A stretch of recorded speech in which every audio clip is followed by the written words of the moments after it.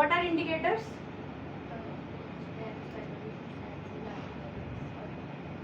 Indicators are those substances which detects the presence of an acid, base or salt. तो मतलब ये हमें indicators क्या बताएंगे? They will tell us about the nature of the substance. जो भी तुम्हारे पास सब्सटेंस दे दिया जाए उसका नेचर प्रिडिक्ट करना है, whether it is acidic, neutral और बेसिक. तो क्या यूज करोगे? You will use acid base indicator. अब हमने ये भी पढ़ा था कि जो हमारे एसिड बेस इंडिकेटर्स होते हैं वो दो टाइप के होते हैं, या तो नेचुरल ओरिजिन के होंगे या फिर क्या होंगे? सिंथेटिक इंडिकेटर्स होंगे, राइट? अब नेचुरल इंडिकेटर्स की अगर हम बात करें तो नेचुरल इंडिकेटर्स का कोई एग्जांपल दे दो फटाफट. चाइना रोज, चाइना रोज और रेड कैबेज, रेड कैबेज और लिटमस, लिटमस और टर्मरिक. ये सब क्या है? हमारे नेचुरल इंडिकेटर है. क्यों ये नेचुरल इंडिकेटर्स की तरह क्यों बिहेव कर रहे हैं ये लोग?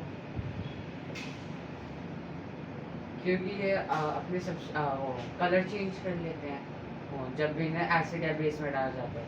तो मतलब they are going to give different colours at different pH level, है ना? तो कोई ऐसा सब्सटेंस जो अपना कलर चेंज कर दे according to the pH value, उसको हम क्या यूज कर सकते हैं? एज एन इंडिकेटर यूज कर सकते हैं. अब हमारे पास फिर है सिंथेटिक इंडिकेटर्स. कौन से सिंथेटिक इंडिकेटर्स हमने पढ़े हैं? Phenolphthalein, phenolphthalein and methyl methyl orange. Orange. Methyl orange, methyl नहीं, मिथाइल ऑरेंज, ठीक है? अच्छा, फिर उसके बाद नेचुरल इंडिकेटर्स में ये जो तुमने सबने मेरे को बताए हैं, इसमें ऑब्जर्वेशन कैसे लेते हो? Change of colour. लेकिन हमारे पास एक और कैटेगरी होती है नेचुरल इंडिकेटर्स में, बोल सकते हैं which are your olfactory indicators. क्या होते हैं olfactory indicators? Change of smell. तो आज हमारे पास है अनियन जूस, जिसको हम यूज करेंगे as an olfactory indicator. अब उसके बाद हमें इंडिकेटर से ये तो पता चल जाएगा कि भाई कोई भी सब्सटेंस एसिड है या बेस है. So you will make a list of acids and bases on the basis of their nature. अब how to predict which is a stronger acid और which is a stronger base out of all of them, है ना? तो उसके लिए हम क्या use करेंगे? We are going to use pH scale. उस दिन मैं तुमको ये बता रही थी डिफरेंट कलर्स. तो कोई भी हमारे पास जब पीएच स्केल आता है ना, कोई भी पीएच पेपर आता है for that matter, pH paper के ऊपर हमेशा तुम्हें उसके साथ पीएच स्केल मिलता है ना? तो जो भी तुम्हारा पीएच पेपर का कलर चेंज होगा, you will compare from here और तुम बता सकते हो कि भैया इसकी पीएच की वैल्यू 1 है, 2 है, 3 एंड सो ऑन. अब ये जो पीएच पेपर की वैल्यू है, ये 0 से 14 ही क्यों जा रही है? 15, 16, 17, 18 क्यों नहीं चलेगी? या कम क्यों नहीं हुई? 11 क्यों नहीं है? 12 क्यों नहीं है? Why it is ranging from 0 to 14 only?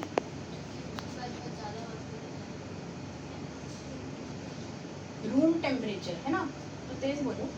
Room temperature मतलब मैंने तुम्हें बताया था कि जो पीएच स्केल की वैल्यू है वो इंक्रीज और डिक्रीज कर सकती है डिपेंडिंग ऑन टेम्परेचर. तो टेम्परेचर कम ज़्यादा करोगे तो पीएच स्केल जो होगा वो चेंज हो जाएगा. बट हमारा जो रूम टेम्परेचर स्टैंडर्ड टेम्परेचर होता है वो कितना होता है? 25 डिग्री सेल्सियस. तो उस पर हमारा ये 0 to 14 है, ये ध्यान रखना. कोई तुमसे पूछे कि पीएच पेपर जिंदगी भर स्केल जो है वो यही रहेगा? नहीं. उनको बोलो टेम्परेचर चेंज कर दोगे तो पीएच स्केल की वैल्यू जो होगी, जो रेंज होगी, वो क्या हो जाएगी? चेंज हो जाएगी, है ना? अब उसके बाद हमने पीएच का मतलब समझा था कि क्या होता है? Potence of hydrogen. पोटेंस का मतलब पावर ऑफ हाइड्रोजन, है ना? पावर से भी हमारा क्या मतलब है? कॉन्सेंट्रेशन कितनी है हाइड्रोजन की. अब किसी भी सैंपल में कोई भी तुम्हें मैंने सोल्यूशन दे दिया है, कोई भी सैंपल दे दिया सब्सटेंस का, उसमें अगर H+ की कॉन्सेंट्रेशन ज्यादा है तो पीएच की वैल्यू कम हो जाएगी. इसका मतलब वो एसिड स्ट्रॉन्ग होगा या वीक होगा? स्ट्रॉन्ग होगा. जिसकी पीएच की वैल्यू कम, वो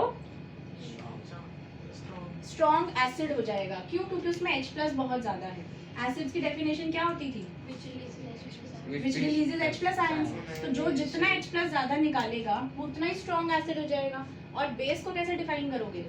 OH- ions. और अगर मैं तुमसे पूछूं relation between pH and OH concentration, ये तो रिलेशन बता रहा है तुम्हें H+ और पीएच की वैल्यू में.